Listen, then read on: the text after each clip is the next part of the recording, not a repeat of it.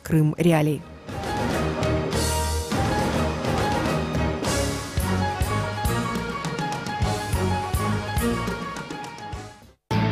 В эфире совместный проект «Радио Крым Реалии» и Первого канала Украинского радио.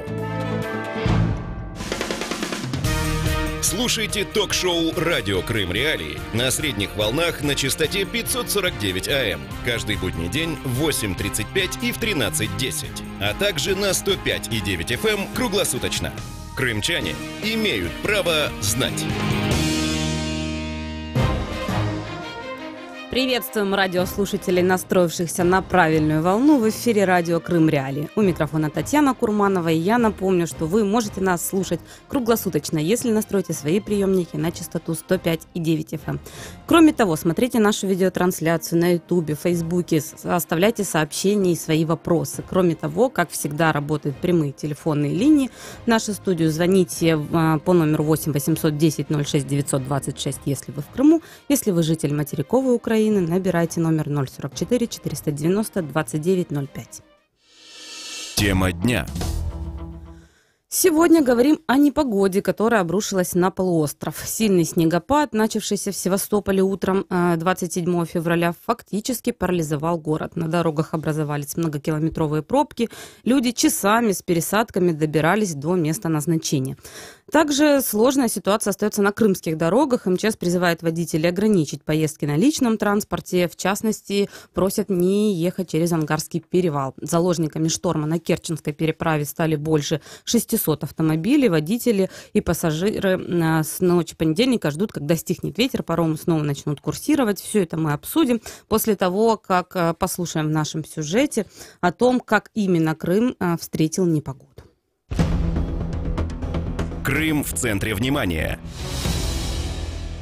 14 автомобилей столкнулись 27 февраля на улице Котовского в Севастополе. О массовой аварии сообщает информагентство РИА Крым, ссылаясь на комментарии очевидцев ДТП в соцсетях. На видео из автофорума видно, среди участников аварии внедорожники и грузовая «Газель», а несколько машин рядом буксуют на скользкой дороге. Еще одно ДТП произошло на дороге к Малахову-Кургану. Там из-за гололедицы развернуло автобус. А перед началом проспекта Острякова столкнулись троллейбус и снегоуборочная машина. Днем дороги Севастополя попросту парализовало. Машины встали в многокилометровые пробки. На полуостров обрушились сильные осадки и порывистый ветер до 25 метров в секунду. Специалист Центра погоды ФОБОС Евгений Тишковец утверждает, это только начало. До конца недели по акватории Черного моря будут проходить циклонические вихри. Погода очень неустойчивая. Завтра небольшой мокрый снег и 0+2. В четверг опять холодный фронт со снегопадами. Температура воздуха составит -2, -4 и в пятницу 0-2. Лишь к выходным в субботу и воскресенье снег сменится интенсивными дождями. Температура поднимется до +5, +10. Утром 27 февраля на Керченской паромной переправе из-за ухудшения погодных условий собралось более 400 автомобилей по обе стороны пролива. В частности, в порту Кавказ погрузки на паром ожидали более 70 легковых авто, 11 автобусов, а также 150 грузовых и малотоннажных транспортных средств. В январе этого года Крымское управление МЧС России уже просило водителей проявлять особую осторожность во время непогоды. Тогда же российский губернатор Севастополя Дмитрий Овсянников поручил главам департаментов, отвечающих за безопасность на улицах и дорогах города, подготовиться к холодам. А российский глава департамента транспорта и дорожно-транспортной инфраструктуры Севастополя Игорь Титов уверял, в случае непогоды транспортного коллапса не будет. Воспринято с готовностью, то есть это была не новость, мониторим самостоятельно предстоящие дорожные условия, получаем информацию от соответствующих диспетчеров, поэтому с 4 утра работала техника, весь штат Автодора, я имею в виду его руководство, мониторил состояние на дорогах. В первую очередь подсыпали участки, где работает общественный транспорт, спуски, подъемы. Сейчас в подконтрольном Кремлю правительстве Севастополя объясняют, привести дороги в нормальное состояние не смогли, так как снегопад начался утром в час пик. Крым в центре внимания. В эфире радио Крым Реалии. Сегодня говорим о непогоде, обрушившейся, как всегда, неожиданно на Крым. С нами на связи крымский журналист Давид Аксельрод. У него узнаем, какова ситуация в целом на полуострове сегодня. Доброе утро, Давид. Доброе. Итак, скажите, пожалуйста, улучшилась ли ситуация погодная и как сейчас работают пункты переправ?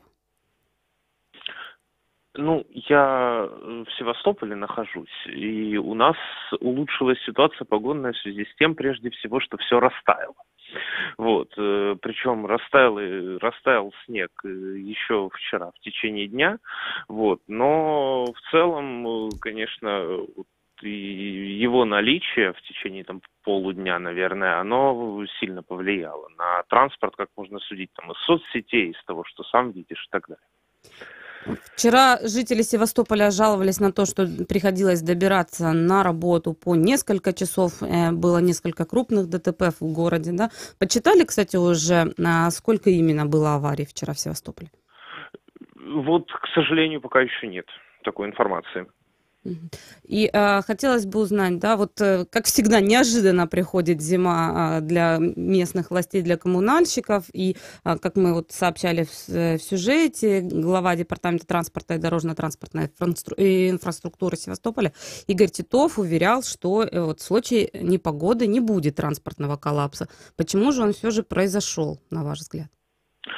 Ну, понимаете, там несколько причин. Во-первых, вот мы там знаем, я видел, что стоял проспект Острякова. Это крупный проспект, широкий на въезд в Севастополь со стороны Инкермана. Там это все случилось, во-первых, по причине того, что снег, начиная таять, начинал таять, оставалось большое количество воды. На проспекте практически отсутствуют ливневки. То есть вода не стекала. Дорожная техника, использовали тракторы для того, чтобы эту воду каким-то образом убрать. Они рушили бордюры, на проезжую часть высыпалось большое количество земли, которая смешивалась с этой водой. Оно все так или иначе влияет. Что касается господина Титова, которого вы упомянули, он, например, причину видит в другом. Он причину видит в том, что люди не переходят на зимнюю резину и продолжают ездить на летней, поскольку крымская, и тем более уж севастопольская зима, они недолгие. Вот. И по его утверждению, даже одна машина в потоке, транспортном потоке, в таком утреннем или вечернем час пик способна создать пробку. Кстати говоря, сообщали, да, что крымские власти собирались взять на прокат частную спецтехнику, а вот в Севастополе кто именно расчищал дороги? Автодор. В Севастополе расчищается техника Автодор. Ну, у которого не хватало, собственно, техники, да, насколько мы знаем, вот эту ситуацию вы не отслеживали? Ну, они в любом случае до конца не обеспечены, естественно. Я уж не знаю на самом деле, насколько критическая там ситуация, вот мне тяжело оценивать, но это ж всегда была вот одна проблема, что таких организаций подобных в технике не хватает. Сообщалось вечером, да, накануне, что более 5000 жителей Крыма остаются без электричества из-за циклона. Есть ли информация какая-то о том, восстановлено ли электроснабжение в селах? Вот я пока точно не готов сказать по поводу Крыма. В принципе, у нас тут все было в порядке. Я не слышал, что вот в Севастополе, в частности, были какие-то перебои. Ну да, в Каче там вчера были отключения, но это было не массово, как в Восточном Крыму, это правда. Спасибо вам большое. Я напомню, что с нами на связи был журналист из Севастополя Давид Акслейрод, и мы говорим о транспортном коллапсе, связанном в Севастополе, в частности, связанном с тем, что вот неожиданно в последние дни зимы на Крым обрушилась непогода. И вот вчера в Севастополе было несколько крупных аварий. Одна из них была на улице Котовского в Севастополе. А с нами на связи председатель общественной организации «Дорожный контроль Севастополь» Максим Мишин. Доброе утро, Максим. Доброе утро. Может быть, вы знаете, сколько все-таки вчера аварий было в Севастополе, потому что была разная информация в соцсетях, и есть ли уже официальная информация, сколько вот было дорожно-транспортных происшествий из-за непогоды в Севастополе? Ну, официальных никто пока не говорит. Ну, и надо же учитывать, что и мелкие аварии, которые происходили. Поэтому здесь, наверное, все-таки надо говорить о причинах возникновения этих дорожно-транспортных происшествий. Вы сейчас сказали о спуске Котовского.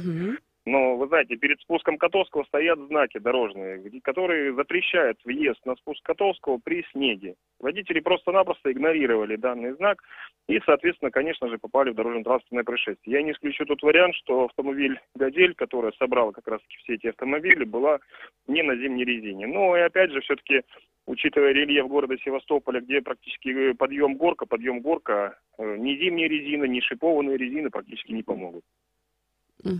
И Игорь Титов списывает все эти ситуации, да, с авариями накануне, с тем, что именно вот не переобулись автолюбители на зимнюю резину. Вот при этом он уверял, что в любом случае, в случае непогоды не будет транспортного коллапса. Вот здесь некое противоречие. В чем вы его видите?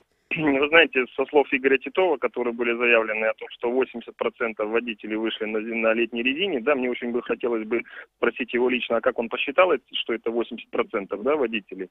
И вообще, вы знаете, всегда чиновнику гораздо проще спихнуть это на самих автовладельцев, которые якобы вышли на летней резине, и так далее. Да, я одно время проработал как раз-таки в Севастодоре, и это был 2016 год, с 1 на 2 число января. Как раз у нас пошел снег. И, вы знаете, для того, чтобы работа все-таки выполнялась качественно, вот мастеру, потому что на тот момент я, так сказать, был мастером дежурным по городу, да, в части подсыпки. Но вот мне приходилось непосредственно ехать за автомобилем и проверять их подсыпку, где сыпят, как сыпят. Потому что, на тот момент машины могли даже с половиной сыпучего материала вернуться обратно на базу, досыпать, а фактически заявить о том, что они посыпали все.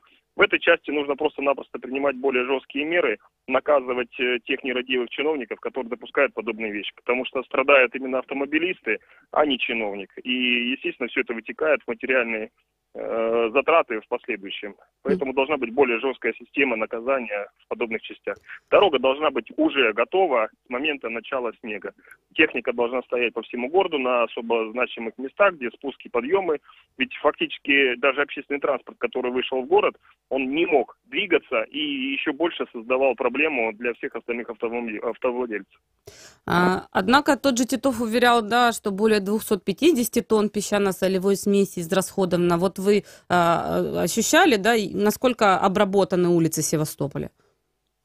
Хватало, не хватало смеси? Да? Нет, я могу сказать с полной уверенностью, что они практически не были обработаны, потому что, изучая ту информацию, которая поступала из соцсетей, люди добирались от 1,5 до 2,5 часов на расстоянии буквально там, 3-4 километра. Это абсолютно ненормально. Когда тот же самый троллейбус в течение 30 минут не может проехать эти 10 метров. Поэтому я еще раз говорю, да, нам Титов заявляет о том, что подсыпка была бессмысленной, потому что ее подсыпаешь и тут же идет снег, и все это остается под снегом. Но, вы знаете, когда заявляют о том, что данная подсыпка имеет солевой раствор, да, который фактически должен разрушать снежный покров, да, мы можем сказать, что, видимо, соли просто не было. Поэтому здесь за каждое слово, я думаю, что должна быть проведена проверка и соответствующие действия быть приняты со стороны губернатора. В Севастополе же особо опасные участки дорог уже давно известны, и, как правило, их должны, особенно в непогоду, коммунальные службы особенно тщательно патрулировать. Вот был ли патруль такой вчера? Я еще раз говорю о том, что рельеф города Севастополя крайне неблагоприятный, да, для автомобилистов, потому что очень много подъемов и очень много спусков. Поэтому, конечно же, все эти вещи должны заблаговременно быть очищены от снега. И опять же, если у нас идет снег, то я думаю, что элементарная машина, которая просто-напросто очищает проезжую часть, она могла просто сбить этот снег и оставить покрытие, да, для того, чтобы было чистым. Есть вполне реальные регионы, в которых это точно так же происходит, но почему-то во многих местах этот вопрос все-таки решается. А какова ситуация на северной стороне? Перекрыты ли там дороги? Северная сторона, к сожалению, у нас она всегда остается на периферии. И там действительно ситуация всегда сложная, потому что пока туда доберется техника, пока туда доедет, к этому времени уже все практически растает. Везет коммунальным службам, не приходится работать, погода в Крыму такая переменчивая. Да? Какие вы можете советы дать автолюбителям вот сейчас, да, как себя вести при ухудшении погодных условий? Не выезжать ли вообще, как советуют власти? Я в такую погоду, стараюсь по мере возможности просто не выезжать. Если есть возможность такая, я просто не выезжаю. Если все-таки пришлось выехать, конечно же, нужно, первое, держать дистанцию впереди идущего автомобиля не менее 5 метров. Это как минимум для того, чтобы все-таки могли среагировать. И, конечно же, не выезжать на середину полосы, а двигаться как можно ближе к краю проезжей части, для того, чтобы вы хотя бы могли бы вывернуть руль ближе к бордюру и за счет этого приостановить.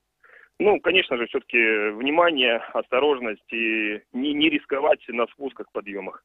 Спасибо большое. Напомню, что с нами на связи был председатель общественной организации «Дорожный контроль Севастополь» Максим Мишин. Говорим мы о непогоде в Крыму, о том, как избежать сложностей на дорогах. Это радио Крым Реалии.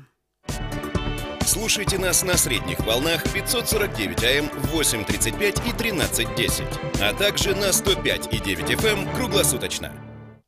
Радио Крым Реалии. Еще раз напомню наши номера телефонов, по которым вы можете звонить, задавать вопросы нашим экспертам и оставлять комментарии и высказывать собственное мнение. 8 800 10 06 926 бесплатный номер, если вы житель Севастополя.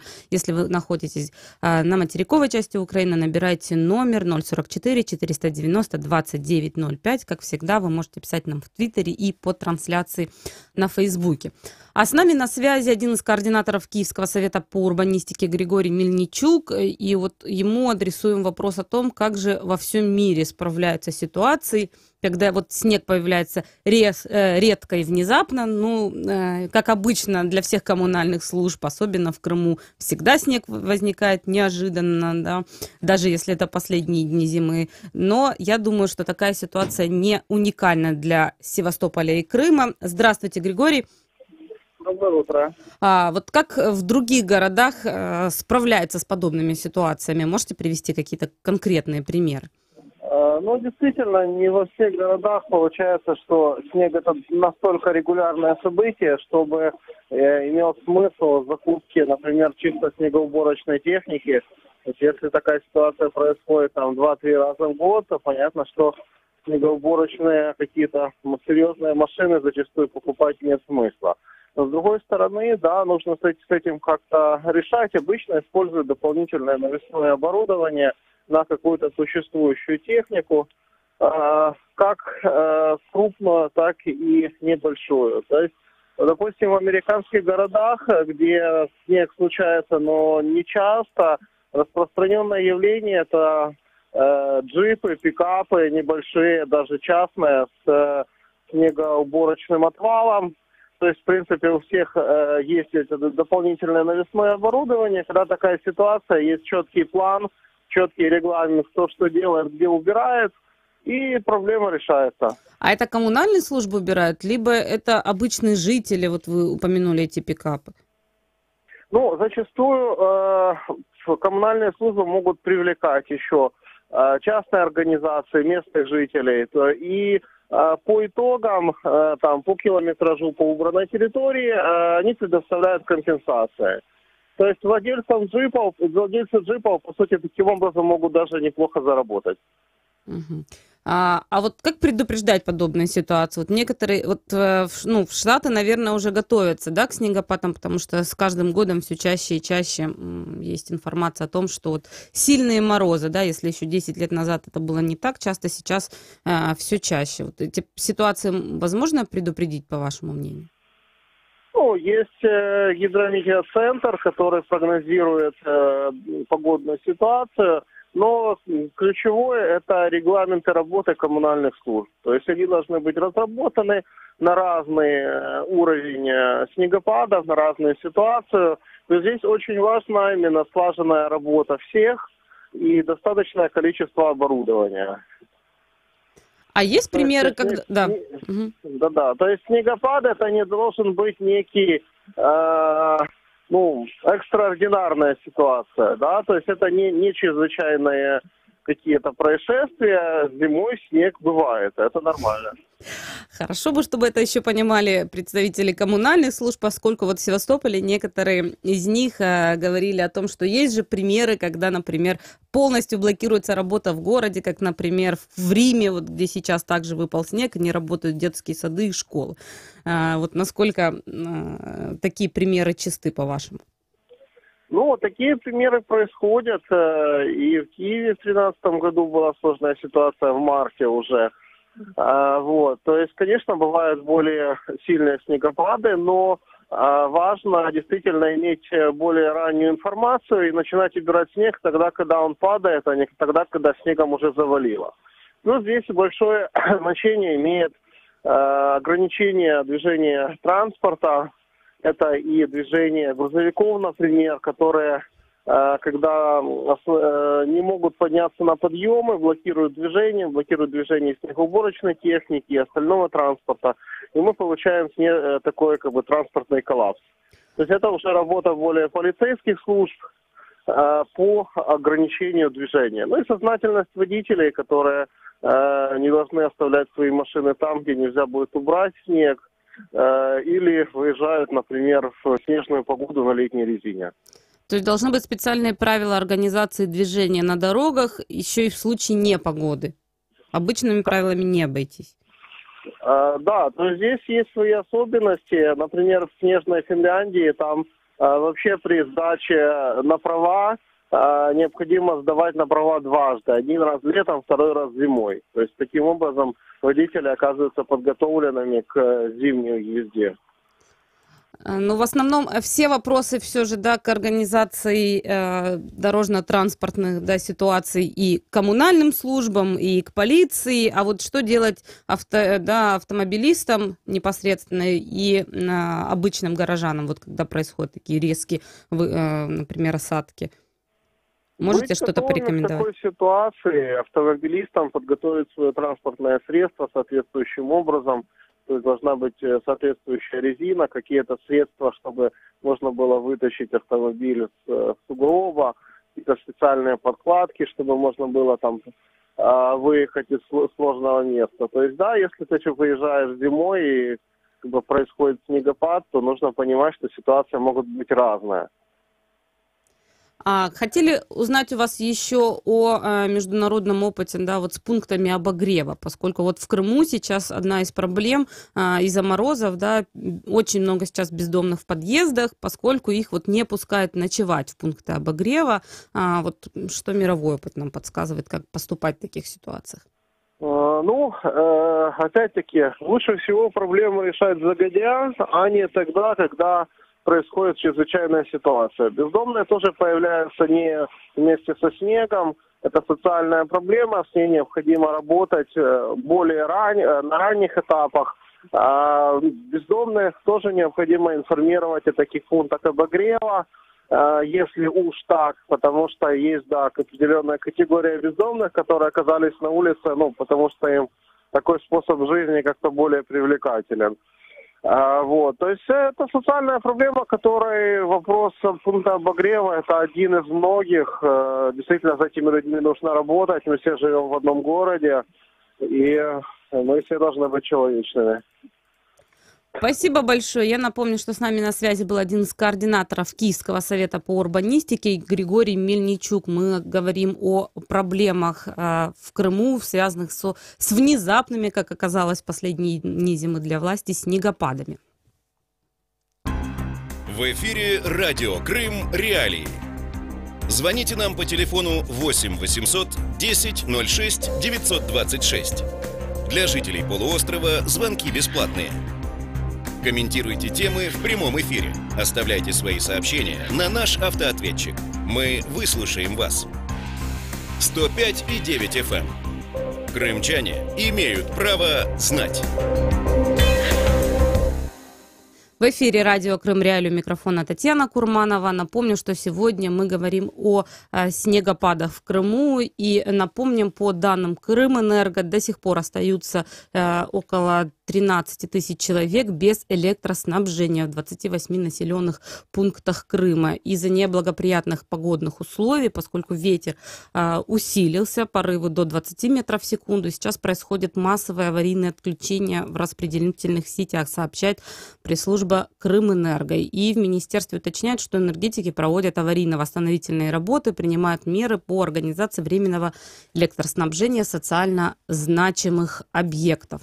При этом сообщается, кроме того, что погода в Ялте, например, непогода обошла Ялту стороной. Ялте, в отличие от Севастополя, повезло. Мы следим за развитием событий. Вы можете оставлять свое мнение и вопросы для нас по номеру телефона 8 800 10 06 926 и 044 490 29 05.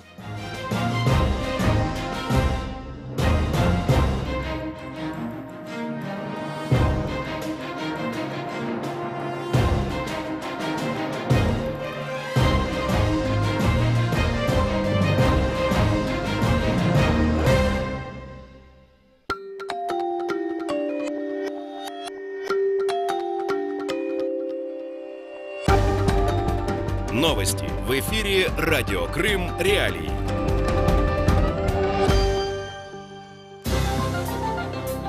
Здравствуйте, в студии Снежана Старовицкая. Главное к этому часу. Крымчанам угрожают, чтобы обеспечить явку на выборах, заявил активист. Сенцова никуда не перевозили, заверяет его адвокат.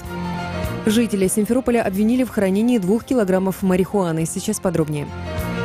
В Белогорском районе аннексированного полуострова российские власти используют методы запугивания и угроз с целью обеспечить явку на выборах президента России. Об этом рассказал активист крымско-татарского национального движения Нариман Джиляу.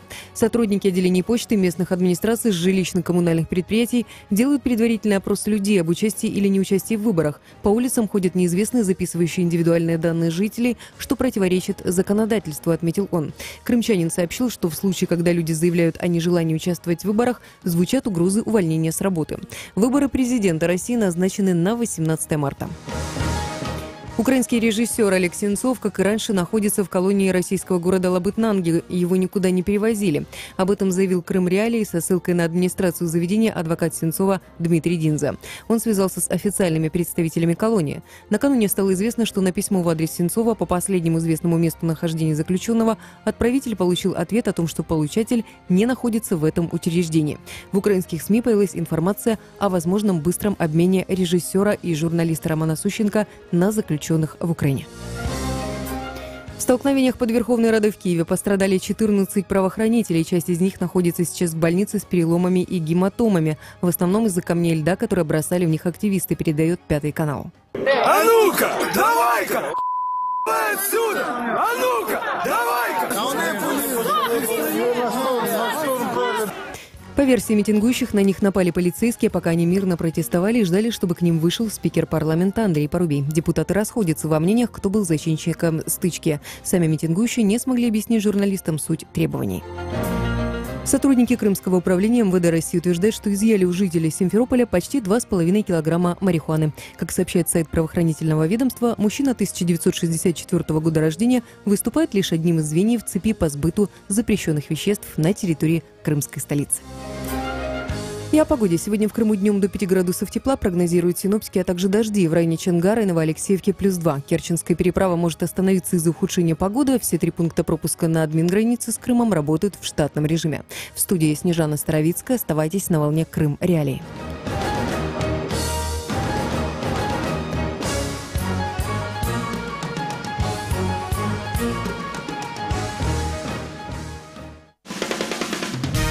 Слушайте ток-шоу «Радио Крым Реалии» на средних волнах на частоте 549 АМ. Каждый будний день в 8:35 и в 13:10.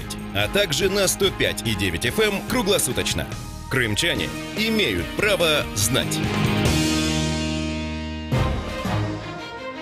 Продолжается эфир «Радио Крым Реалии». У микрофона Татьяна Курманова. Напомню, что вы можете нас слушать круглосуточно, если настроите приемники на частоту 105,9 FM и из любой точки мира, если зайдете на наш сайт Крым Реалии и включите онлайн-трансляцию. Как обычно, мы открыты И ждем ваших звонков в студию. Набирайте 8 800 10 06 926, если вы находитесь в Крыму, 044 490 29 05, если вы в другой части материковой Украины.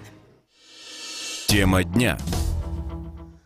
Сегодня будем говорить о схемах ведения бизнеса украинскими олигархами на территории Крыма, которые нарушают или обходят санкции, введенные США, ЕС и Украиной. И сегодня в центре нашего внимания будет схема поставок ильменита. Ильменит – это такой минерал для добычи титана. И поговорим о схеме поставок на завод «Крымский титан» в Армянске. Как сообщают журналисты, в схеме появился новый маршрут и пособники. Теперь из турецкого порта Самсун руду доставляют в Керченский пролив, где на рейдовой перевалке порта Кавказ, который находится в Краснодарском крае, перегружают на российские суда и отправляют в Керченский порт Камыш-Бурун. В последние месяцы среди перевозчиков ильменита появились и суда под украинским флагом. И вот, собственно, о том, как выглядит эта схема поставки в аннексированный Крым на завод «Крымский титан», поговорим сегодня, как именно на предприятии обходят этот западный санкционный режим и каким образом с поставками сырья связана известная свободная экономическая зона Крым. Все это обсудим после того, как послушаем сюжет, подготовленных нашими коллегами. Крым в центре внимания. Херсонский городской суд наложил арест на украинское судно «Нефтерудовоз-45». Об этом сообщила прокуратура Автономной Республики Крым. В ведомстве подозревают, судно причастно к незаконным поставкам 3000 тонн ильменитовой руды на территорию аннексированного полуострова. Их везли из турецкого порта Самсун и доставили в закрытый керченский порт Камыш-Бурун. В прокуратуре также сообщили, это уже 4-е судно, на которое накладывают арест за заход в Крымский порт. Ильменитовая руда – ценный минерал для добычи титана. Единственное предприятие на полуострове, которое использует ильменит в качестве сырья – Крымский титан. Этот завод находится в Армянске и принадлежит украинскому бизнесмену Дмитрию Фирташу. После российской аннексии Крыма Фирташ изменил структуру управления заводом. Чтобы избежать так называемой национализации, он передал Крымский титан дочернему предприятию «Титановые инвестиции», которое находится в Москве. Однако необходимый для завоза ильменит продолжили добывать на материковой части Украины. Практиковать ввоз сырья морем начали после гражданской блокады Крыма, когда активисты перекрыли железнодорожную ветку для поставок ильменитовой руды. По информации СМИ, добытое сырье грузили в Одессе на украинское судно, которое везло его в Россию, в порт Кавказ возле Новороссийска. Там груз якобы перебрасывали на российское судно, а затем уже доставляли на полуостров. В ноябре 2016 года Дмитрий Фирташ сообщил, что Крымский титан получает ильменит из Шри-Ланки. Принял Кабмин постановление, я поехал по морю, а не по железной дороге. Пришла СБУ, начала нам рассказывать, что санкции и так далее. Я им показываю закон и говорю, отмените закон, и я перестану возить. Закон нарушать не буду. В общем, мы ругались, и в итоге я договорился с трейдерами, которые возят ильменит, который добывают на Шри-Ланке. Мы договорились, что я им отдаю свой ильменит, а они мне свой. Теперь нет никаких проблем. Я продал ильменит? Продал. И он реально не заезжает ко мне на завод. Мой ильменит уходит к ним, а я беру другой ильменит. Да, я делаю бартер, по сути, и теряю на логистике. С июля 2014-го правительство Украины официально прекратило функционирование всех портов полуострова. Гавани Крыма оказались закрытыми для международного судоходства. Крым в центре внимания. В эфире радио Крым Реалии, у микрофона Татьяна Курманова. Напомню, что сегодня говорим о схеме поставок ильменита на завод «Крымский титан». С нами на связи херсонский корреспондент Центра журналистских расследований Анастасия Шевченко. Доброе утро, Анастасия. Доброго ранку.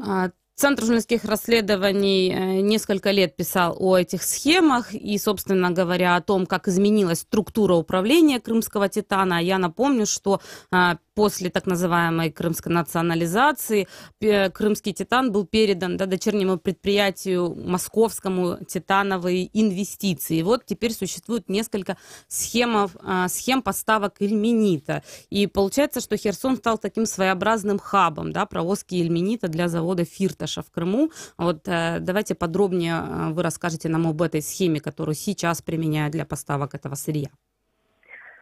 Так, схема насправді з точки зору логіки ідеальна. Після припинення вантажних перевезень до окупованого Криму залізницею в обхід санкцій ільменіт вже не один рік, і це, в принципі, всім відомо, доставляється морем. Спочатку це була контрабанда ільменіту з українських родовищ з порту в Зілічівську. Зараз схема має новий маршрут. Ось. За документами вантаж йшов до порту Кавказ у Російській Федерації, але до порту не доходив. На рейдовій перевалці вантаж перевантажувався фактично на інше судно і звідти вже йшов до Керченського порту. Тобто, за документами в українському порту виписані на російський порт Кавказ. Ільменіт не підпадає під жодні заборони. Вони йдуть в Росію, там вивантажуються, беруть російські документи, що вони Ільменіт вивантажили, а куди далі піде цей вантаж Ільменіту, до цього судновласник або судовий менеджер, в принципі, немає ніякого відношення. І їхня відповідальність на цьому закінчується. Не так давно, да, стало известно и вы делали это расследование, что в схеме, которая существует, ну, уже, по крайней мере, в медиапространстве не меньше 1,5 лет, да, стало теперь использоваться и еще три сухогруза, да, и два из них под украинскими флагами. Расскажите, вы же смогли проследить, да, как они заходят и перекидывают ильменит на Крым? Так. На початку січня цього року судно «Нефтерудовод 45М» перегрузило ільменіт, і власником цього судна саме є херсонська компанія «Транспортний судноплавний менеджмент». Одесит Максим Молчанов. Нам вдалося з ним зустрітися. Виявилося, що він є номінальним власником, тобто не фактичним. Ще одна... Прошу прощения, а кто фактически владелец, удалось выяснить?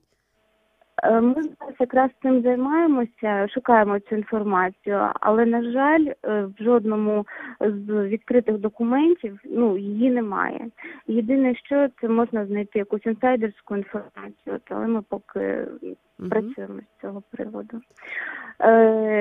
За цією ж адресою зареєстрована ще одна була компанія. І знову ж таки, ще одне судно «Ільменіт», «Нефтерудовод 46М», яке також вантажувало ільменіт.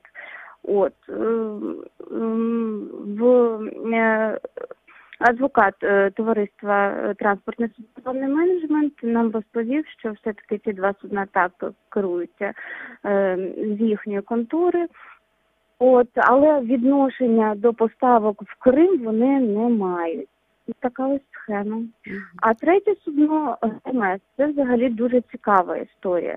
Він ходить під прапором Коморських островів, зазначена власником компанія Atlantic Shipping Company міжнародна, а зареєстрована вона в Україні за адресою проспекту Шакова, там, де зареєстроване ще одне підприємство ООО «Посейдон». До речі, це судно, тобто «Гермес», воно заходило в порт Керчь, в акваторию порту Керчь. Это доказано вами или уже прокуратурой? Мы им тоже адресуем этот вопрос сегодня. Прокуратура зараз ведеться слідство, відбувається досудове розслідування. Це доводити дуже легко, тому що у нас є скрини з системи АІС, де в принципі видно, що судно стояло на стоянці номер 471. І якірній стоянці. Це акваторія закритого для заходів порту Керчь. І тут питання досить принципове, тому що усі дискусії з приводу судна не заходили у порт, стояли на якірній стоянці, на перегрузочному рейді. Їх слід завершити, бо вони базуються на елементарному незнанні законодавства. Акваторія порту – це, в принципі, є порт. Тобто вони заходили в закритий порт Керчь, тим самим порушували санкції. Собственно, потому сейчас и досудебное расследование в отношении них происходит, правильно? Ні, з точки зору суден «Нефтерудовод 45М» так.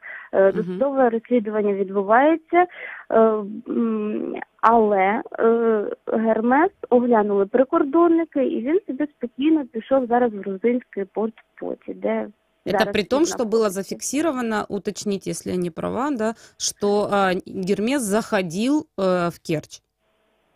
Так, він заходив, він стояв на рейді якірної стоянки номер 471, тобто в акваторії закритого порту Керчь. А можете предположить, почему это происходит? Понимаю, что вопрос не к вам, мы, конечно... Я можу не предположить, скажімо так, ми надсилали запити до прикордонної служби України. Зараз я готую ще один запит, тому що досі 4 запити були втрачені, вони, скажімо так, загубили. На один запит відповідь прийшла, але щодо судна «Нефтерудовод 45М». Щодо Гермесу просто сказано, що тривають такі самі заходи, як і до «Нефтерудоводу 45М», хоча як же ж вони можуть тривати, якщо судно спокійно собі перейшло кордон та да, и в другом порту. Анастасия, завершая резюмируя наше интервью, скажите, пожалуйста, вот что же незаконно в этих схемах поставки, поскольку, как и мы уже говорили об этом в анонсах, это реально, поскольку действует закон о свободной экономической зоне Крым, что же могут наши слушатели возразить незаконного в этих поставках сырья на крымский титан Фірташа? Дивіться, незаконного в плані, я думаю, варто запитати все-таки у правоохоронців, що тут незаконного. Незаконного тут сама схема. Ми фактично поставляємо на окуповану територію сировину і поставляють українські компанії, тобто бізнес працює. Парадокс в тому, що люди не можуть перевезти речі з Криму чи свої особисті, так? А бізнес як працював, в принципі, так і працює, і ніхто, наче це як не бачить.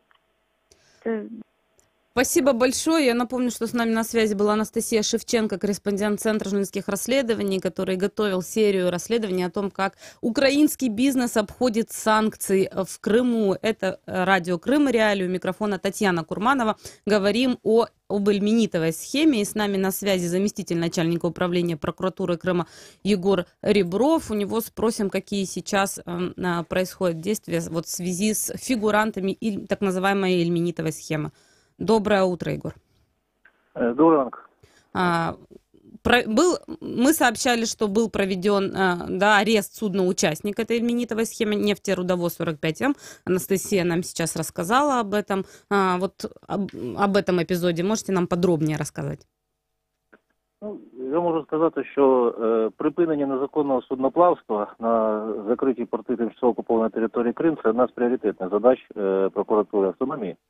Ми у координації з відповідними державними органами, такими як Адміністрація морських портів, Міністерструктури, Міністерство тимчасово окупованих територій, з громадськими об'єднаннями, активістами постійно цю ситуацію відслідковуємо, обробляємо інформацію і робимо певні висновки. Зокрема, була отримана інформація щодо причетності до так званої ільмінітної схеми, тобто незаконної поставки руди на тимчасово окуповану територію. Одного із суден, це Нефтерудовод 45М. Було отримано дозвіл суду на проведення обшуку на цьому судні. Під час обшуку ця інформація знайшла своє підтвердження, в зв'язку з чим було вилучено під час обшуку як саме судно, судова документація, сервер Марінтрафіку. Подальшому ухвалою Херсонського міського суду на це судно накладений арешт в рамках кримінального провадження. Зараз відповідні процесуальні слідчі дії щодо перевірки всіх фактів тривають. На жаль, подробиці я вам не можу раскрывать. Единственное, что хочу уточнить, поскольку номинальный владелец нефтерудовоза 45М обещал обжаловать арест этого судна-участника, произошло, подали же они уже иск или нет? Апеляційна скарга подана, ще апеляційний суд її не розглядав. А если говорить о других участниках этой схемы, были проведены или досудебные действия в рамках расследования? Триває відповідні процесуальні слідчі дії. Підробиці зараз я не можу розкривати, оскільки це дуже складна юридична тема щодо цих поставок. Тому...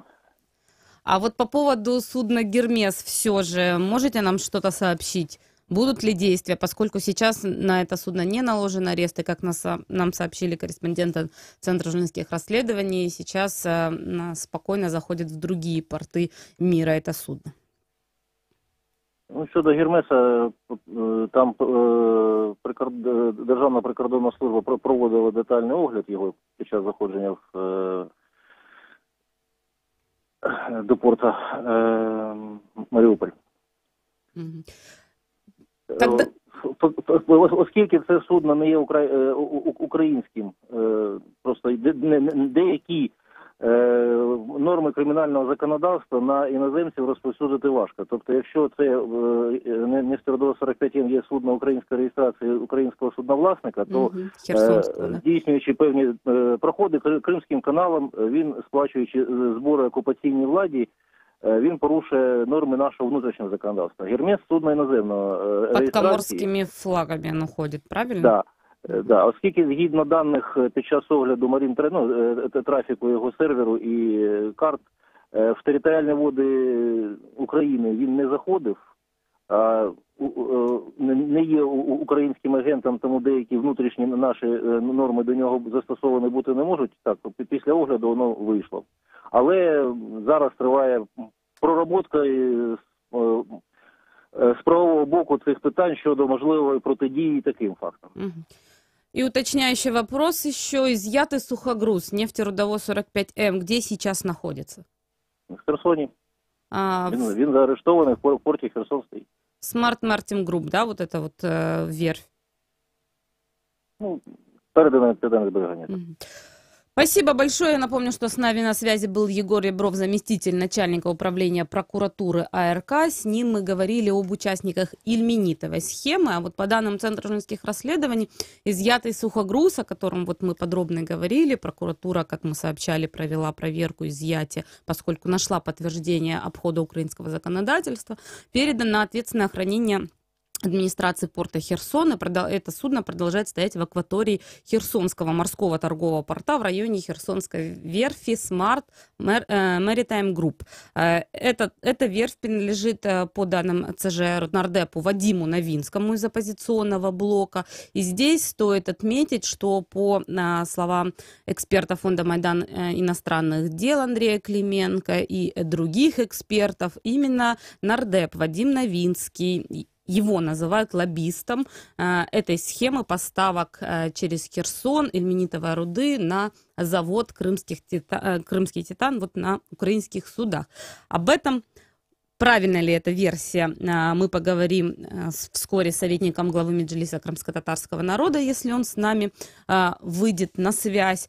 В целом здесь стоит отметить то, что по словам юристов и правозащитников, и поставки ильменитов в Крым, и обход других санкций стал возможен благодаря закону о свободной экономической зоне Крым, поскольку именно этот закон позволяет, по словам экспертов, подрывать режим западных санкций, введенных за аннексию Крыма, и укреплять страну-агрессора. Однако в то же время такая деятельность украинского бизнеса в Крыму вполне, как оказалось, соответствует украинскому законодательству. Опять-таки, благодаря деятельности закона о свободной экономической зоне Крым. Кроме всех прочих ограничений, мы знаем это, да, и признание крымчан нерезидентами, и пересечение границы. Все эти проблемы также влечет за собой действие этого закона о СС Крым. Ну вот еще и обход санкций международных и украинских в том числе. И вот именно так 1,5 года и действует схема поставок ильменита на завод «Крымский титан» олигарха Дмитрия Фирташа через закрытые Украиной порты оккупированного Крыма. В эфире радио «Крым Реалии». Слушайте нас на средних волнах 549 АМ в 8:35 и 13:10, а также на 105,9 FM круглосуточно. В эфире радио «Крым Реалии». Звоните нам по телефону 8 800 10 06 926. Для жителей полуострова звонки бесплатные. Комментируйте темы в прямом эфире. Оставляйте свои сообщения на наш автоответчик. Мы выслушаем вас. 105,9 FM. Крымчане имеют право знать. крымчане имеют право знать и адресовать свои вопросы нашим экспертам, оставлять свое мнение на наш автоответчик и задавать, высказывать его в прямом эфире. Если вы наберете номер телефона 8 800 10 06 926, это бесплатный номер для жителей Крыма, и 044 490 2905 по тарифам ваших операторов, если вы житель других частей Украины. Поэтому звоните и задавайте нам вопросы. Напомню, что в эфире радио Крым Реалии мы сегодня говорим об ильменитовой схеме. Это поставки ильменитовой руды на завод «Крымский титан» в Крыму. И, как сообщалось, как все мы знаем, в июле 2014 года Украина официально закрыла порты оккупированного Крыма для международного судоходства и внесла в Уголовный кодекс, собственно, статью 332.1 о нарушении правил въезда на временно оккупированную территорию. Согласно этому закону, все члены экипажа судна, пребывающие на его борту в Крым, попадают под административную уголовную ответственность. Но, несмотря на эти изменения в законодательство, продолжают суда заходить, несмотря на запреты, в Крым. И вот, например, по последним данным, как минимум, зафиксировано более 320 суден-нарушителей режима оккупированной территории. За этим следит активно Майдан иностранных дел. И одним из таких суден было судно, которое участвует в схеме поставок ильменитовой руды на полуостров. Это нефтерудовоз 45М, о котором мы подробно говорили с представителем Центра журналистских расследований и прокуратуры Крыма. Изъяли правоохранители документацию, изъяли это судно, но продолжает оно стоять в порту и на верфи, которая принадлежит, по данным Центра журналистских расследований, нардепу Вадиму Новинскому, который, по словам Андрея Клименко, и лоббирует этот закон.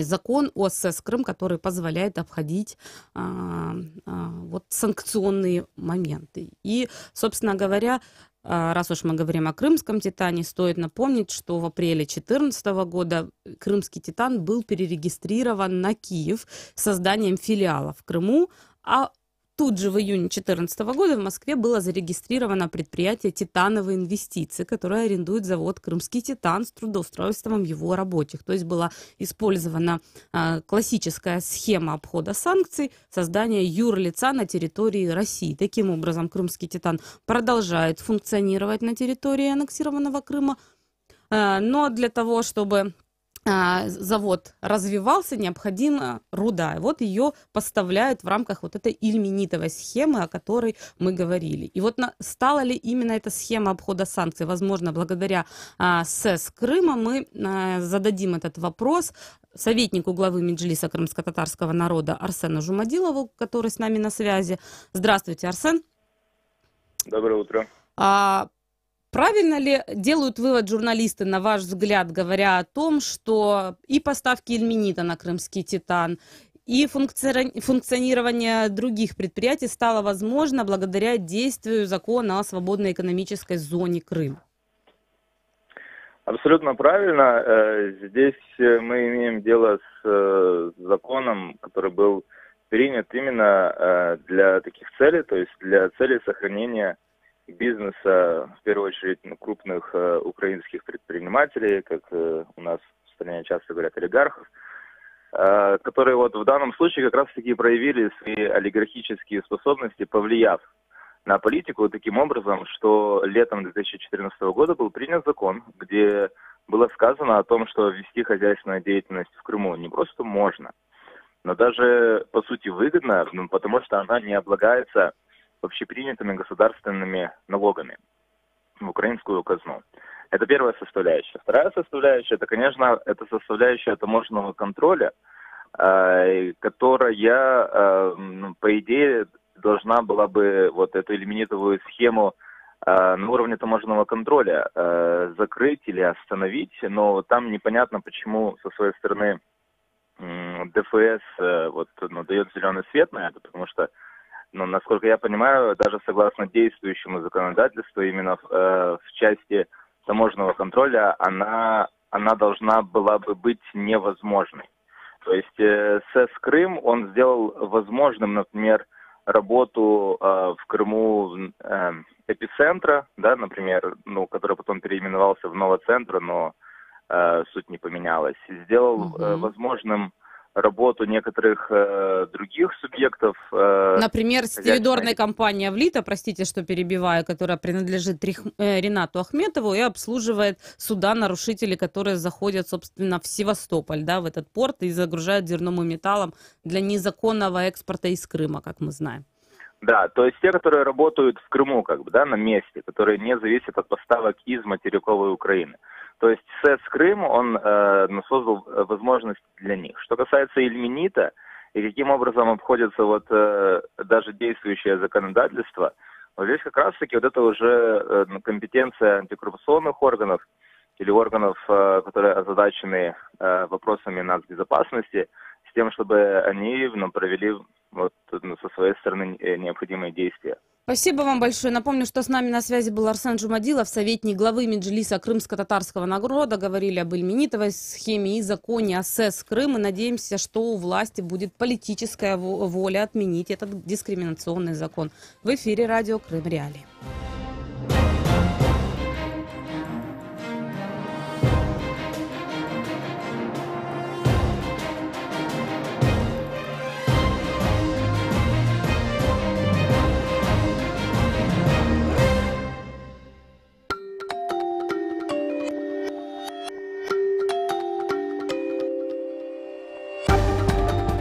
Новости в эфире радио Крым Реалии.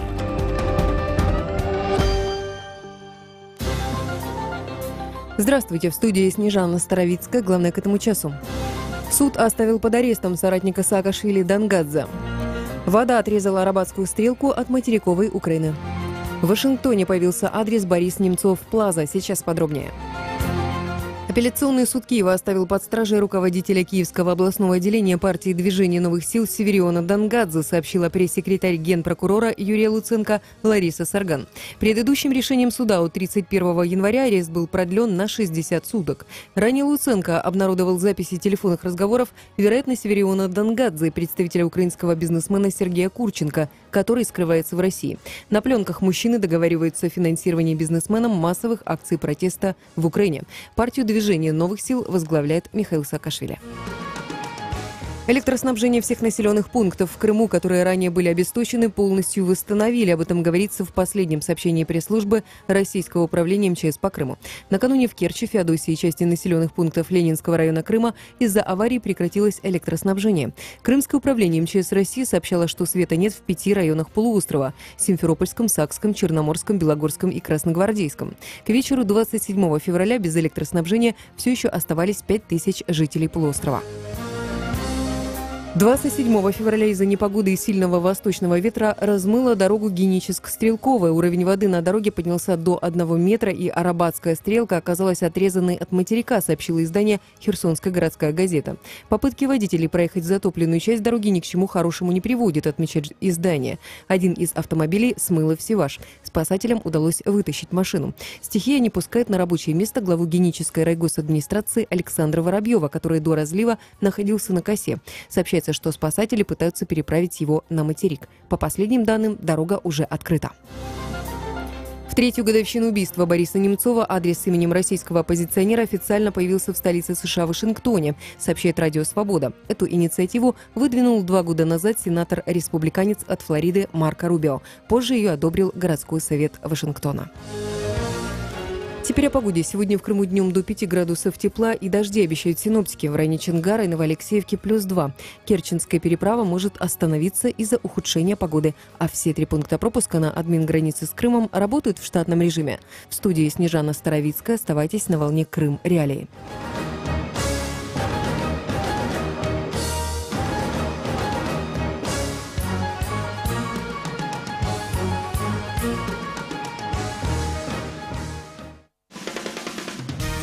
Слушайте ток-шоу «Радио Крым Реалии» на средних волнах на частоте 549 АМ. Каждый будний день в 8:35 и в 13:10.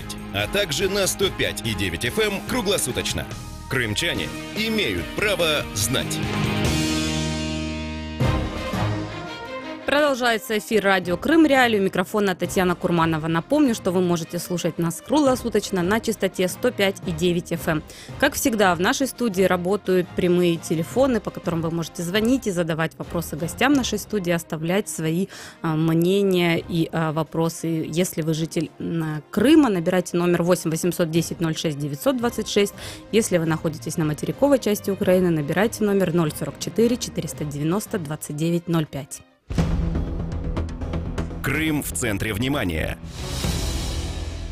Сегодня в наших гостях политолог из Крыма Ленора Дюльбер. Здравствуйте. И говорить, собственно, будем, как крымско-татарский народ хотят расколоть перед выборами, или наоборот, возможно, этого раскола нет, да? Для чего российские власти Крыма ищут поддержки крымских татар перед выборами президента России, будет ли коренное население полуострова голосовать 18 марта, и как проходит вот предвыборная гонка в Крыму. С этих вопросов предлагаю начать.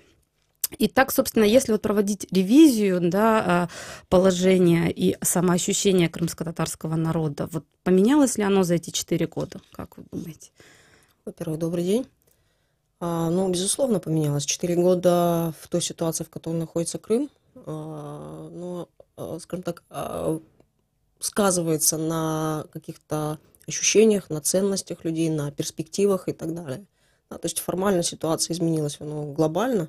Да, и, естественно, это, ну, скажем так, люди переориентируются, людям нужно находить какие-то способы выживания, и вот сегодня именно фактором выживания определяются буквально все процессы, все перспективы крымчан, я бы так сказала. Но вот эта сама идентичность крымско-татарская, вот она, есть ли тут некий раскол? Ну, я бы так не говорила, то есть идентичность крымских татар, она целая неделимая, да, тут раскол не в этом, скажем, да, а я так понимаю, речь идет о сплоченности, да, о целостности крымско-татарского, вот, скажем так, дискурса в Крыму, то здесь как такового раскола нет, как такового. Есть отдельные, скажем так, проекты, которые интересны сегодня в Крыму. Почему? Потому что крымские татары сегодня, благодаря усилиям материковой части Украины, представителям, в общем, меджлисам в экзиле, да, становится актуальной тема коренного народа, его прав, да, самоопределения и так далее. Именно поэтому российские власти, они не могут игнорировать эту тему. Изначально в 2014 году как бы фактор признания реабилитации крымских татар и так далее, это было, ну, скажем так, одним из главных заголовков во всех документах и во всех заявлениях первых лиц и Крыма, и России в том числе. И плюс крымско-татарский язык как третий государственный. Ну, формально, да. Формально. Да, да. Угу. То есть вот эти все, ну, скажем так, декларативные вещи, которые как бы должны были, ну, скажем так, обозначить намерения, добрые намерения, появившиеся в Крыму российской власти, они вот на сегодняшний день они вот нашли, скажем так, свое отражение лишь только в том, что удалось скооперировать некую группу людей, которые готовы работать на, условно говоря, не на реализацию этих целей, а на, скажем так, формальное представление вот некой этнической группы в российской власти. Ну и спикеры, собственно, российских властей появились сразу, да, среди представителей крымско-татарского народа. И их месседж достаточно громкий, по крайней мере, в российских СМИ. Но вот насколько это действительно так широко, как это представляется в российских СМИ, да, вот насколько крымские татары готовы сотрудничать, я не знаю, как это аккуратнее назвать, с новой крымской властью. Знаете, я совершенно недавно обсуждала тему с отдельными людьми о том, что, ну, вроде же как Россия строит большую мечеть в Симферополе. Вроде бы как Россия построила вот ту самую злосчастную школу, завершила до конца и открыла школу 4 президентов в Симферополе. И так далее, и так далее. То есть есть какие-то знаковые объекты, которые как бы показывают лояльность и открытость российской власти к крымским татарам. Ну, якобы готовность к диалогу и тому, что крымских татар могут услышать. На что, в общем-то, я ответила, что Россия преуспела в создании символов. К сожалению, вот, допустим, если сравнивать с материковой Украиной, да, то есть Украина материковая, она проигрывает, украинская власть проигрывает в этом вопросе. То есть есть символизм некий шаблонный, да, который выставляется на показ, есть люди, которые готовы поддержать эти символы и говорить, что окей, да, все хорошо, у нас эта ситуация устраивает, но нет глубинного понимания потребностей крымских татар. И даже не потребностей, а просто понимания, что из себя есть крымские татары. Да. Ну, собственно говоря, и у российской власти нет этих целей. Почему? Потому что формально в России один лозунг дружбы народов, который исключает любую идентичность, не только крымско-татарскую. Что происходит в Татарстане, что происходит в других регионах России. Вот как раз хотела спросить, проводятся ли аналогии. Вот среди крымских татар понимают ли они, что возможно судьба, да, республики Татарстан в Крыму тоже реализуется? Я бы не проводила прямых аналогий. Почему? Потому что история совершенно по-другому. У крымских татар свой опыт национального движения, и он очень отличен от того, что происходило в Татарстане. Это, во-первых. Во-вторых, фактор пребывания Татарстана в составе Российской Федерации хронологически он гораздо дольше. Да, и это, естественно, сказывается на внутреннее состояние, на какие-то, скажем так, этнические амбиции и так далее и тому подобное. Несмотря на то, что у них формально есть некая своя государственность, условно говоря, да, там Республика Татарстан, да, институция, которая должна якобы отражать некие этнические, да, вот ценности, ориентиры и так далее. Но фактически, то есть она не наполнена этническим, скажем так, содержанием. Все по той же причине. Россия многонациональна, и если, скажем так, каждый будет перетягивать одеяло на себя, собственно говоря, даже в федеративном статусе будет очень сложно управлять этим государством. Поэтому есть некий общий шаблон. Граждане России, вопрос, что под этим подразумевается. Да? Есть граждане Америки, разных этнических групп и так далее и тому подобное, но есть ценность демократии, ценности свободы там, и так далее и тому подобное. Да? То есть на каких основах строится, собственно говоря, сообщество, да? Что ценно в этом сообществе. В России немножко другая ситуация в ценностном плане. Поэтому, возвращаясь к вопросу аналогии, у крымских татар другая история. И поэтому я практически 100% уверена, что не повторится. Мы не придем к тому результату, к которому пришли сегодня казанские татары в Татарстане. Крымские татары не готовы от собственной идентичности отказываться, как мы это видим в Республике Татарстан. Я так полагаю. Не готовы. Но для крымских татар это все.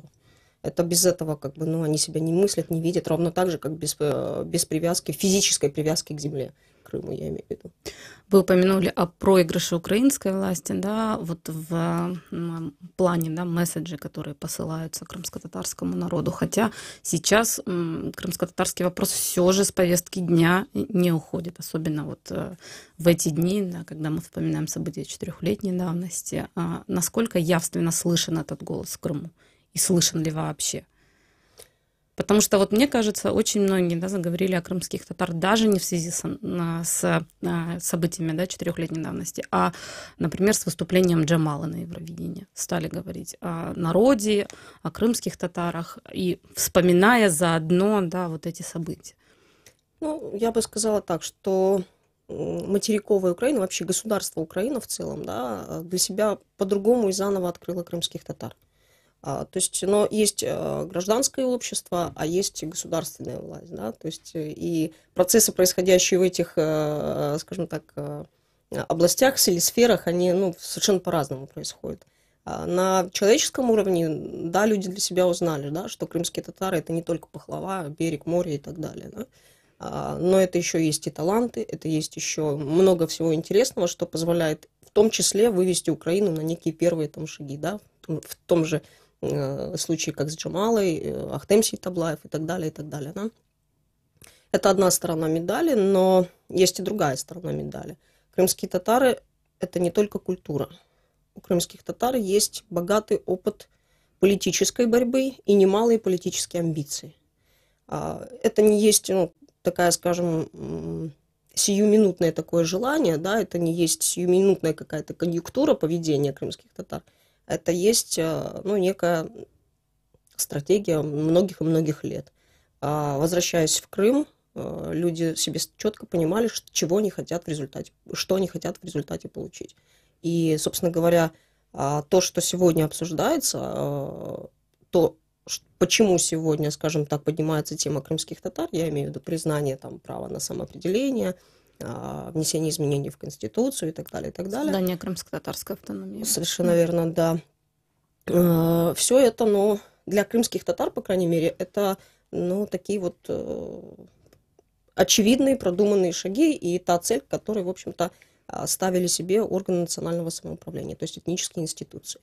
Вот, поэтому для крымских татар нет ничего нового. Для государства Украины и вообще украинского общества есть фактор заново, скажем так, пересмотреть эти отношения, и, вероятно, сыграть, скажем так, синхронно вместе с крымскими татарами. Почему? Потому что фактор восстановления территориальной целостности Украины, да, он напрямую зависит от позиции, как мне кажется, это очевидно, напрямую зависит от реализации права крымских татар на эту территорию. Но пока мы видим лишь декларативные заявления о создании крымско-татарской автономии, да, мы не видим плана реализации, мы не видим конкретных шагов, да, сделанных в эту сторону. Но даже вот само декларативное заявление позитивно ли рассматривается? Я скажу так, что сегодня в Крыму единственное, что сильно и прочно и надолго может связать крымских татар с Украиной, это вот как раз-таки реализация этого права, да, создание крымско-татарской государственности. Я не имею в виду сейчас там свободное, независимое и так далее, нет. Вот. Но реализация этого права и вообще этой идеи для крымских татар Украиной, это будет, скажем так, тем связующим звеном, которое позволит выстроить отношения на много-много лет вперед. В эфире радио «Крым Реалии» говорим с крымским политологом Ленорой Дюльбер. Важные события, спорные заявления, последние новости, горячие темы. Все это в прямом эфире с 8 до 11. В эфире самого крымского в мире радио. Радио «Крым Реалии». Продолжается эфир радио «Крым Реалии». У микрофона Татьяна Курманова. Напомню, что в студии говорим с Ленорой Дюльбер, крымским политологом. И, собственно, в российских СМИ, хотела задать еще этот вопрос, да, активно еще пропагандируется такой месседж, да, и внедряется упорно, что вот раньше все было плохо, да, вспомните там события на Айпетре, их вспоминают каждый раз, мне кажется, из этого затхлого сундучка достают, да, эти вещи. Вспомните притеснение поляны протеста. Сейчас все хорошо. Вот насколько эти попытки все же действенны, насколько крымские татары прислушиваются к вот этим вещам. Потому что, например, мои знакомые, да, из России, например, вот они уверены, что Меджлис — это совсем небольшая горстка людей, да, выехавшая за пределы Крыма и бросившая, так сказать, крымских татар, и все, кто остался там, они будут жить прекрасно, припеваючи. И вот мне кажется, это достаточно такое распространенное мнение среди некрымчан. Я не готова говорить о тех мнениях, которые распространены за пределами Крыма, тем более среди россиян, да, то есть, более того, мне, скажу откровенно, неинтересно. Вот. Что касается тех месседжей, которые российская власть подает и на внутренний рынок, что называется, информационный, и на внешний, отношения с украинской властью прежней, до майданной, их нельзя назвать идеальными, да, крымских татар и украинской власти. Более того, эти отношения всегда спотыкались о факторе региональной крымской элиты. Очевидно, что Крым, он был такой разменной монетой для торгов, для, скажем так, закрепления позиций центральных властей и региональных элит и каких-то партийных структур. Вот. То есть в Крыму все проходило иначе. То есть в Крыму, то есть все процессы, они были отличными от того, что происходило в центре, в Киеве. Вот. Но я не люблю и не хочу оценивать отношения до Майдана и после Майдана, да, с крымских татар и властью. Почему? Потому что, на мой взгляд, это очевидно, что Украина сегодня и Украина до 2014-го, это две разные Украины. Вот. Поэтому, да, было нелегко, да, было сложно, но вот лично у меня было такое ощущение, что если я хочу отстоять некое свое право, у меня был коридор возможностей. А сегодня у многих людей есть ощущение, не только крымских татар, что как бы ты ни бился об лед, да, то есть как бы ты ни пытался что-либо изменить в той ситуации, в которой ты находишься, и здесь не идет речь о каких-то политических процессах и так далее, что изменить ничего нельзя. Вот в принципе изменить ничего нельзя. То есть некая безысходность, из которой нет выхода. Вот это, собственно говоря, как мне кажется, главное отличие. Да, можно называть это свободой, не свободой, но это высокопарные некие такие фразы, да, но на самом деле это так. И вот это восприятие, да, безысходности приводит к тому, наверное, что многие, особенно молодые, да, крымские татары, выезжают за пределы Крыма, при этом, да, имея в анамнезе всю эту историю возвращения собственных предков. Вот как относятся к людям, которые уехали? Нет ли осуждения? Как это пытаются представить, опять-таки, в российских реалиях? Да. Ну, во-первых, скажем так, частота выезда, она не такая, как она была в 2014 году, да, то есть некие циклы, скажем так, миграции они были, но вот 16-17 год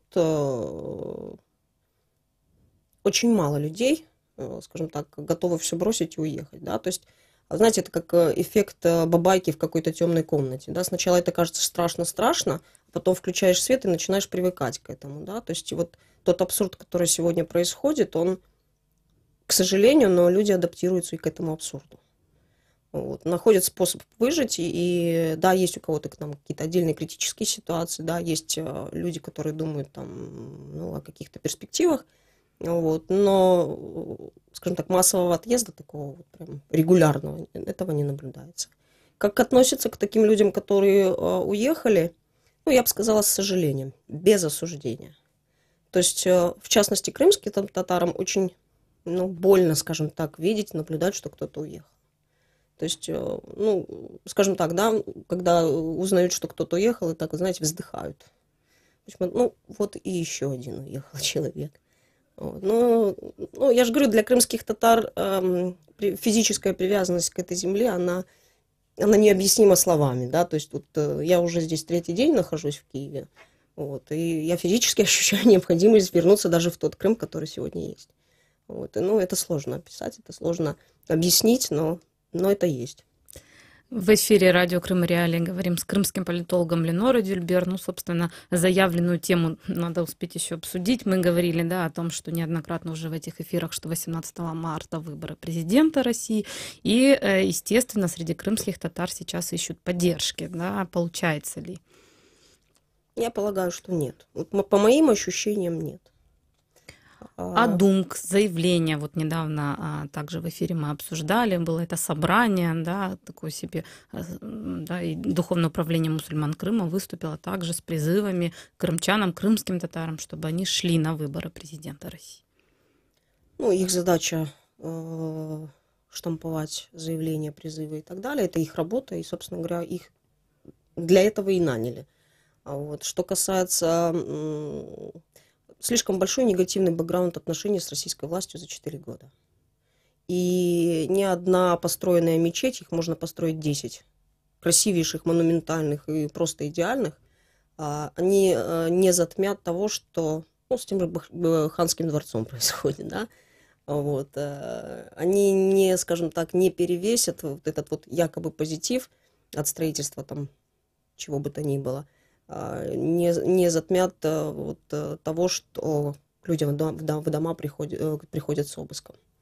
То есть вот этот вот бэкграунд, он, собственно говоря, и формирует отношение крымских татар к российской власти. Что касается... А отношение к отдельным персоналям, да, вот уважительное отношение, например, к Эмирали Аблаеву, к Февзи Якубову, к другим персоналям.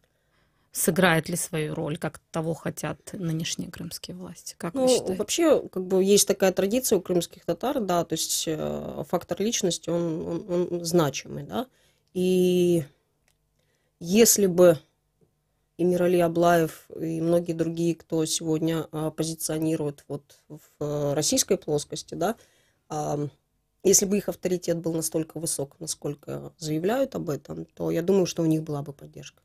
Индикатором их поддержки, собственно говоря, либо не поддержки, является вот та же явка на крымских татар, там, на референдумы, выборы, предстоящие и уже прошедшие. Вот. То есть мне кажется, вот, собственно говоря, все эти перестановки, которые сегодня произошли в Крыму, да, переформатирование пространства крымско-татарского при российской власти, оно, собственно говоря, и является результатом того, что не удалось реализовать группой пророссийской группой из Меджлиса реализовать тех планов, которые и задачи, которые ставились перед ними, да, то есть организовать поддержку, найти, скажем так, быть услышанными среди крымских татар. Именно поэтому Думк сегодня дрейфует из исключительно религиозной сферы в политическую сферу. Да, почему? Потому что у меня вообще складывается впечатление, что сегодня водораздел будут проводить между традиционной формой ислама и лидерами, скажем так, представителями этой формы, да, течения ислама, и условно назовем нетрадиционной, да, то есть которая оппонирует сегодня российской власти. Вы имеете в виду Хизбут Тахрир? Ну, там не только Хизбут Тахрир. Не только. Да, там не только Хизбут Тахрир.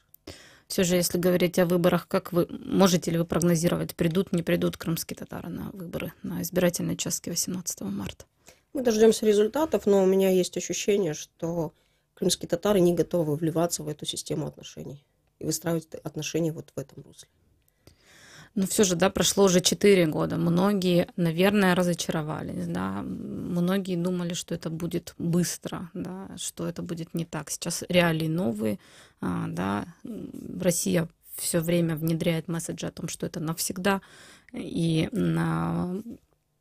вот получается ли вот этот вот раскол? Происходит ли он? Ну, у крымских татар есть уникальная вообще такая способность быть в среде, но, скажем так, не вливаться в нее, да, я к чему это? То есть можно адаптироваться к каким-то социально-бытовым условиям, да, социально-бытовым там каким-то реалиям, да, но не быть субъектом неких политических процессов, да. Вот, то есть абстрагироваться от всего политического у крымских татар это получается очень хорошо. Ну, сложно абстрагироваться, когда, например, до сих пор от отдельных активистов, да, украинских звучат такие призывы, например, к насилию, создавайте отряды, бегайте по горам, еще что-то. Это же неоднократно звучит все же.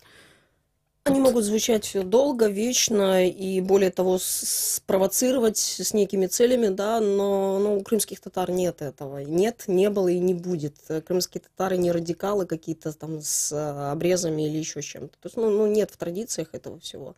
Есть традиция оппонирования. Я не хочу применять вот избитую уже всеми фразу ненасильственной борьбы, но это на самом деле так. Это вот эта ментальность крымских татар. Для крымских татар вообще есть ценность жизни. То есть для крымских татар уже есть ценность каждого человека. То есть крымские татары не готовы терять людей.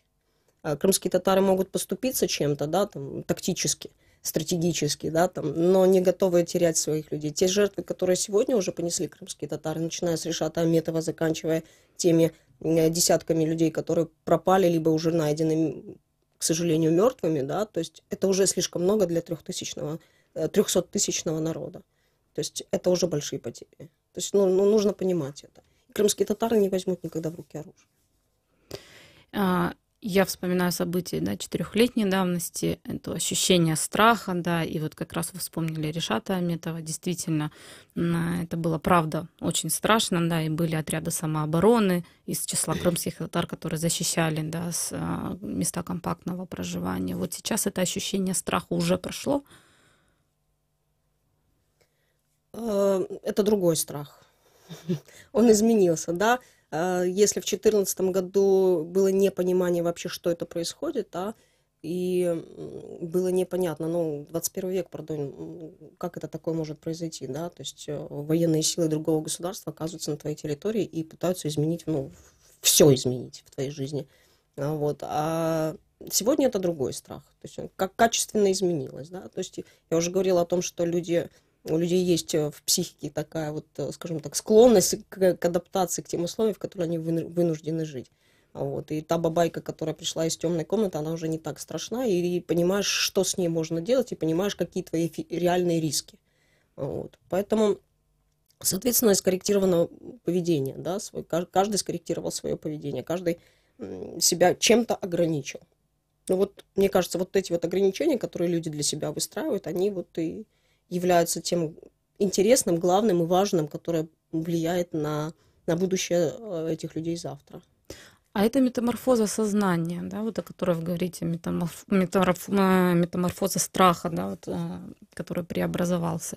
Вот массовые зачистки, постоянные обыски, да, аресты, естественно, не могли не привести, да, к этим изменениям. Ну вот близко ли тот водораздел, когда вот люди уже устают бояться и начинают еще больше, да, сопротивляться? Ну, люди начинают реагировать, люди, да, будут сопротивляться, больше или меньше я не готова измерять в таких показателях, да, но это станет частью природы существования, это однозначно. То есть то, что люди не готовы смириться с, вот с таким вот совсем уже беспределом, да, это фактор. Но